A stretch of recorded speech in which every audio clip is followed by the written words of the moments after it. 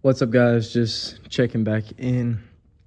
A few days have passed. I've got the oil catch can out, turbo and all that's out.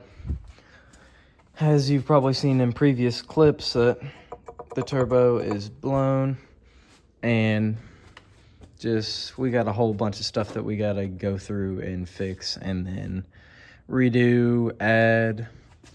Got all new fueling, and I mean just things, all shifter springs, oil cooler, oil relocation, and a bunch of stuff.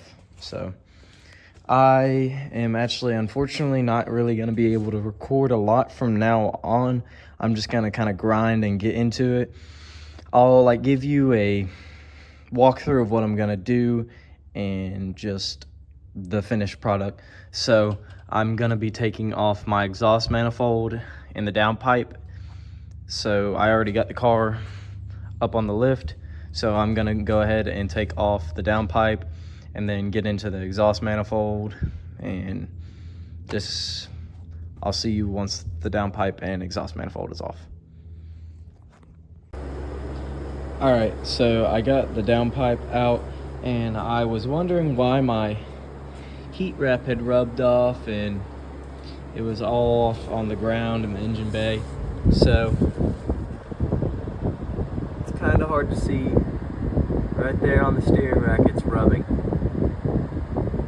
So we're gonna have to change the angle that we have the downpipe at, which is good because we have a flex pipe at the bottom that we can move. So I've got all these bolts loosened for the manifold. Let me pull it off, get right back. All right, so the exhaust manifold is off. It's kind of tight to get it in there while I still have AC, but see, it's out, and we're able to get to what we needed to, get to the oil filter, take it off, and able to get to the oil pressure sensor. Let's see, right there, where my thumb is, oil pressure sensor, and then oil filter, and then the turbo feed line. We're going to be installing, I have a PLM 3-port thing for that way I can have an oil pressure gauge, which I have an AEM gauge.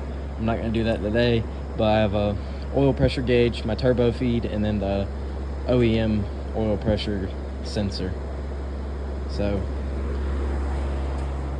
let's go ahead, lay it down, we're gonna raise it up, drain the oil, take out the oil filter, and then that way we can get to all this back here.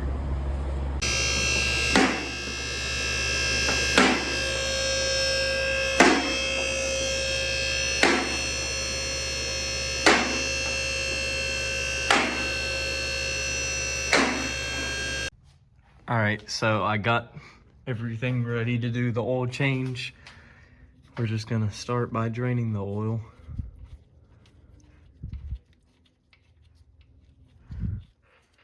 Already had it loose. It's cold, so I don't really expect it to flow very well.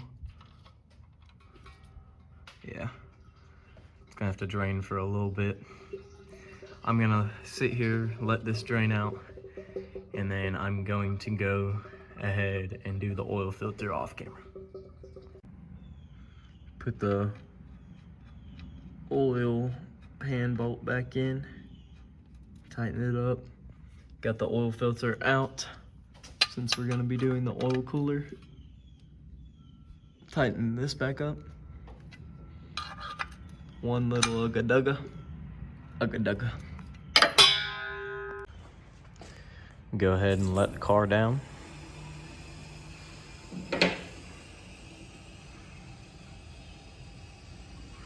She's dirty for sure.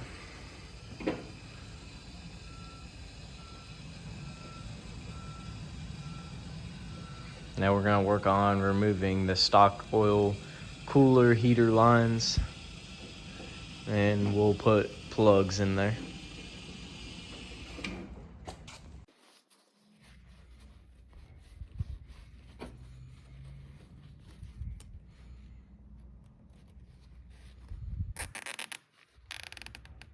Just kind of ensure that we don't make a huge mess.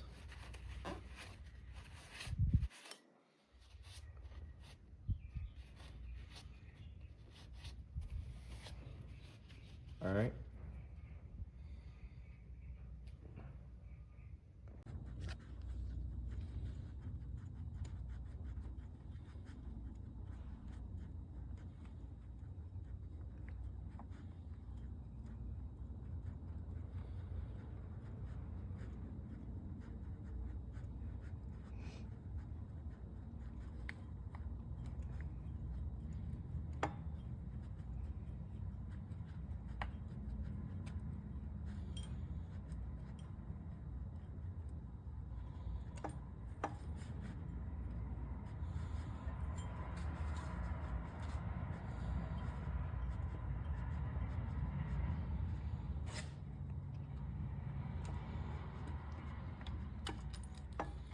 All right. Now with those, carefully set the power steering pump to the side. Try to have the pump as high as that you can without it having a tip over point. Throw a rag over it so no dust or anything gets, or debris gets into it. Now, right here under your alternator and tensioner is your water pump. So let's get the tensioner off.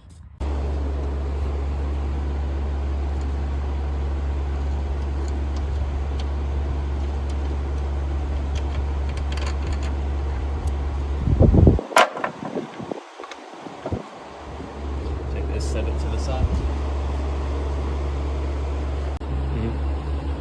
Pull the tensioner off, and I should be able to get to this coolant fitting right there.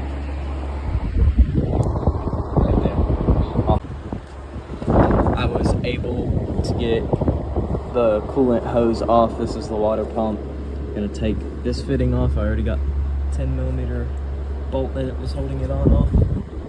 I have a pan underneath the car to catch any coolant that comes out.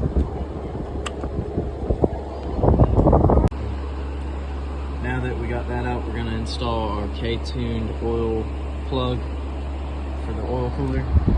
Just goes right there on the water pump side. Should just pop right in.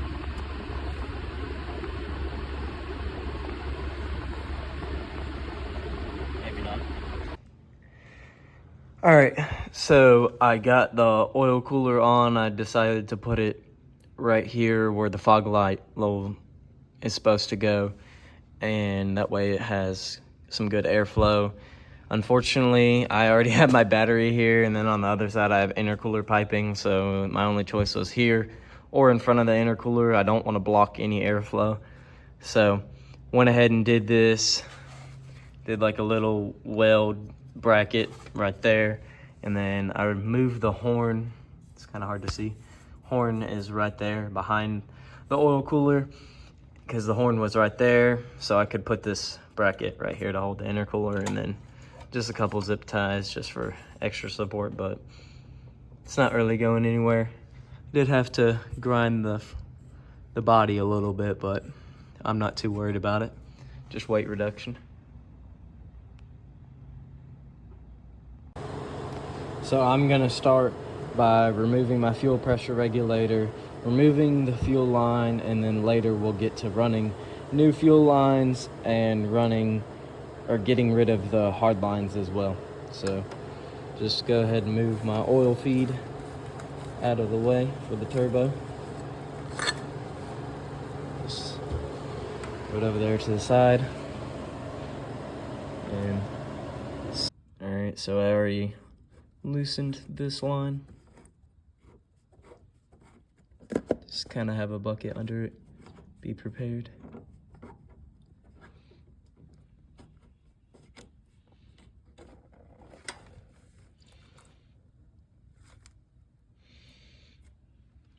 right, now that we got that one off, let's remove this line that goes to the fuel rail. I guess it would be smarter to start up here at the fuel rail. So I have this Evil Energy wrench. I just like it because it's an adjustable for all AN sizes.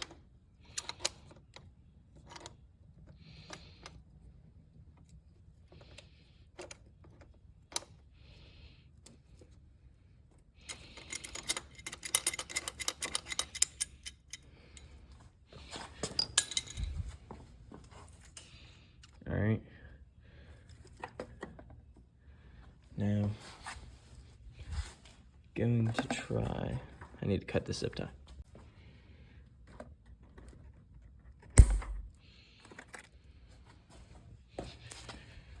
All right, now I'm gonna undo it right there before I undo this, that way I can just use this same bin. Grab our wrench, come back here.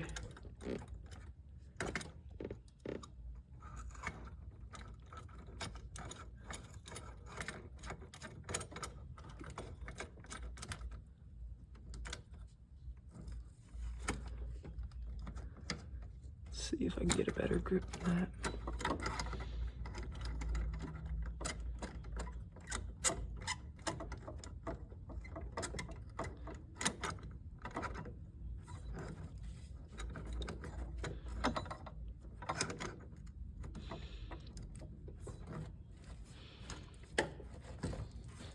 Looks like I might need 2 wrenches for that one. Let me go ahead and do that off camera, 2-hand. All right, so I got that fuel line off. It's right there. Now let's get the fuel line off of the fuel rail, and then we'll take this off and then start mounting up our oil cooler system. I already loosened this from earlier. Shouldn't be any pressure built up, but we have a little pan and rag just in case. Get a little bit of the seepage. Nothing came out, thankfully. So now, we can go ahead and undo these two.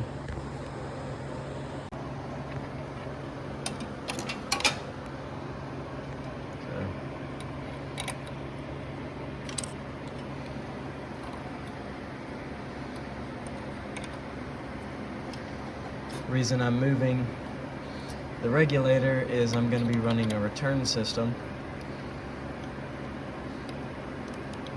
and I'm also changing the fuel line, so that's why I don't need that old stock line.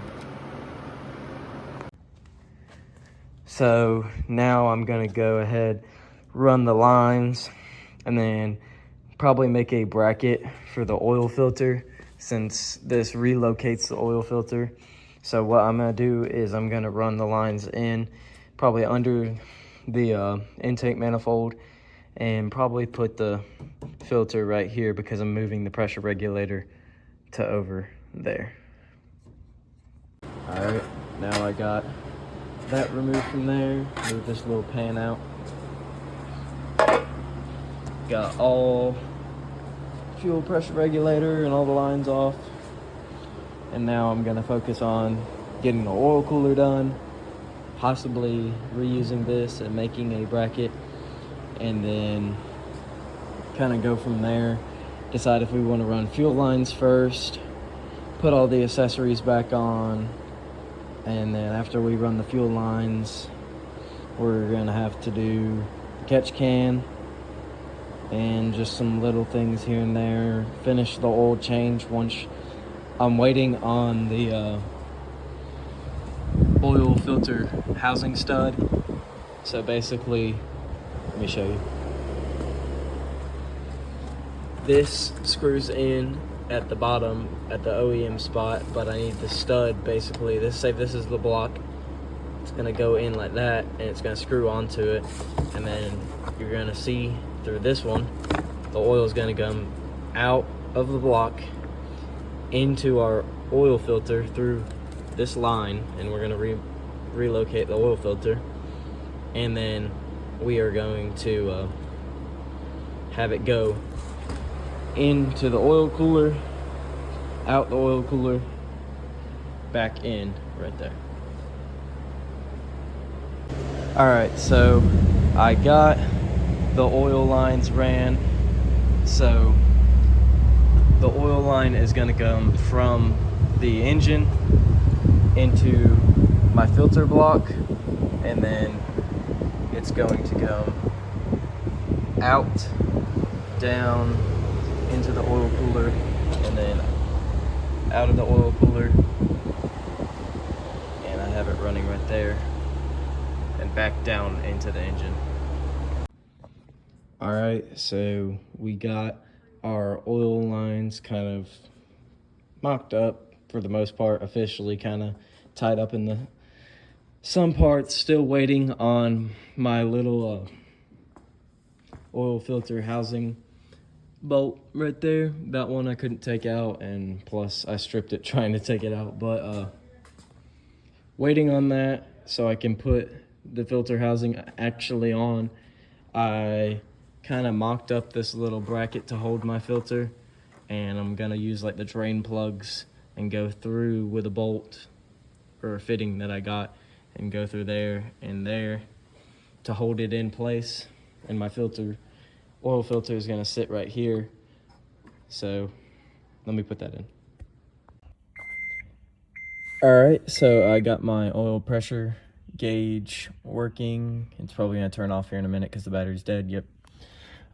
So yeah, I know this looks terrible, but I just have a bunch of jumper wires because I was stupid and I cut it too close to the connector. So I had to do a bunch of jumpers, and I'm gonna tape all this up, and nobody will ever see except for you guys and me. I mean, yeah, if I could go back, I would redo it all, but it's not that bad. And then I had to extend the power and ground. For some reason, they left it probably 2 or 3 feet short. So I just went ham and made it super long. I can always tuck it all up behind the column right here, and nobody's ever gonna see. But so we got the oil pressure gauge on and working, and I'm about to go through and start putting more stuff together. Still have to do the fuel lines and redo the catch can, put oil in, coolant in, power steering fluid, all fluids that we lost, and to rewrap my downpipe. See if you can see. That's the oil pressure sensor. The OEM one is kind of, let's see, kind of really hard to tell, but I have my oil feed on this side. I have the oil pressure sensor to the gauge, and then the OEM oil pressure sensor that'll pop up whenever you have no oil pressure. Since I'm right here, I'm gonna go ahead and plug these back in. So for my VTEC, plug that back in, and come on.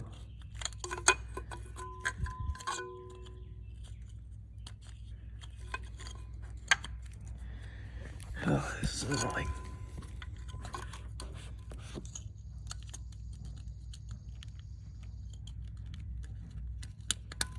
There we go. All right, that's plugged in. So yeah, we're getting pretty close. My new turbo from Twisted Motion is on the way. They reached out to me and upgraded my turbo from the V3 to a V4, which is just more high quality. And I'm trying to think, relocated the oil filter along with this oil cooler, kind of got all that done, fabbed up a little bracket to hold it with some drains. Trying to think. Yeah, we're pretty kind of on the downhill part. I'm not looking forward to doing the fuel system, but that will be a whole separate video. And yeah, I am going to put my fuel pressure regulator maybe on this bracket that I already had, or kind of tap something and make a new bracket. We'll see how that's gonna work. I'm waiting on my oil crap. Why can't I think? The oil housing bolt. That way I can put this on and hook everything up. Went ahead and put some heat wrap around that because it will be under the downpipe / manifold. That is going to be our feed. My return. So it's going to go, where's my other one? It's going to go from the motor, and I heat wrap this one as well. It's going to go from the motor to the filter, to the cooler, and then back through that line into the motor. Yeah, I mean, we're kind of making some good progress. I haven't been posting very often. I try to do my best with YouTube. I do enjoy making these videos. It's just hard with a full-time job. I have 3 dogs and a wife that kind of depends on me, so I just do this whenever I can. But yeah, it's making its way along. All right, so my plan is to use this bracket that we already had fabbed up with threads in it for the fuel pressure regulator whenever it was over here, and we're gonna try to bolt it to the catch can holder bracket and then bolt it into the threaded hole right there. And I'm gonna go ahead and try to mount up the regulator, and since it's already 6A in, it will be good for my return. All right, so we got the fuel pressure regulator mounted up, the oil catch can bracket mounted up. I put thread locker on all of these bolts and lock washers just in case. I mean, it is only one bolt holding it in, but I snugged it pretty good and doesn't seem to have much flex in anything. Yeah, I mean, I just gotta run my return line. It will come out of the fuel rail into here, and then under here there's a fitting, and it'll come back into the fuel tank through the one fitting on the bottom. And like I said, my feed will come, I have to change this to an AAN fitting, and my feed will be a U, and it will follow the same direction right beside the return. All right, so gauges are snapped in. Here's just kind of a little thing that I did while I was down here doing electrical. So this yellow plug right here on your clutch is your neutral safety switch. If it ever goes out, like you go to start your car and then nothing happens, like no starter, no nothing, it's probably your neutral safety switch, a fuse or something like that. But I'd start by checking there. You can always just cut this off. I left plenty long enough if I want to put it back on, but I don't, so just spin the 2 wires together, put a wire nut on it, and I'm going to roll electrical tape on it. That way I can, as long as the car is in neutral, I can start the car without having to press the clutch in. It's very helpful if you're working on your car a lot, but yeah, I'm going to wrap this in electrical tape real quick. One last thing that's kind of been restricting me besides my fuel system is my wastegate. I have a 38 millimeter, and I'm going to be going all the way up to a 60 millimeter. I haven't had any issues with boost creep. I've actually had issues with boost cut, but that was just because this vacuum line right here was split, so I just made it extra long. Trying to think. I'm gonna get probably a Rev 9 wastegate, 60 millimeter. It comes with the flange and everything, so I'll probably just cut off the 38 millimeter, like unwrap all this, cut it off, and then weld up the 60 mil around the same spot, and that should be able to control whatever we throw at it. I'm not really full race car, so I'm not going to mount my wastegate on the turbo housing. This turbo is trash. I'm probably just gonna turn it into like a lamp or something, but Some people you'll see they cut right here and then they'll put their wastegate on the turbo. And I mean, yes, that is perfect for controlling any amount of boost you throw at it.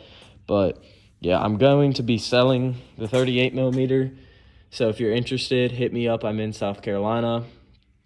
And I'll probably be selling a couple other things. I'm always have stuff posted. Like I always have stuff posted on Facebook Marketplace. Like I said, I'll probably cut this, and heck, if somebody wants this, I'll just give it to them for free. I'll ship it to you, whatever. Yeah, all we got left to run is fuel lines, and what I'm thinking for the feed, I'm going to have like a U bend right here, and then I'll have my return go down right there. But my feed, it'll wrap around here, then it'll come down the same route. But yeah, I forgot my return's gonna have to go to the regulator and then to the tank. I also have a fuel filter that we're going to be installing in the next video, and I have some little stuff. I was gonna do a anti-lag two-step switch, so I have that wiring, but I never did it. I have some little shifter inserts, and I have some Type R pedals that I got from somebody. And then my reverse doesn't work, so I have new reverse lights and a switch, so just in case we need that. And yeah, I mean, got some heat wrap if we need it. I have an extra head gasket. If you're interested, hit me up. And yeah, that's all that we really got left for the RSX until she's back on the road. And I mean, my tune's gonna be trash. I'm gonna try to tune it and clean it up myself. I want it to go onto the dyno just to make sure that everything's safe, even though I trust myself in my tuning. I just want to know how much horsepower it's making and have a second opinion.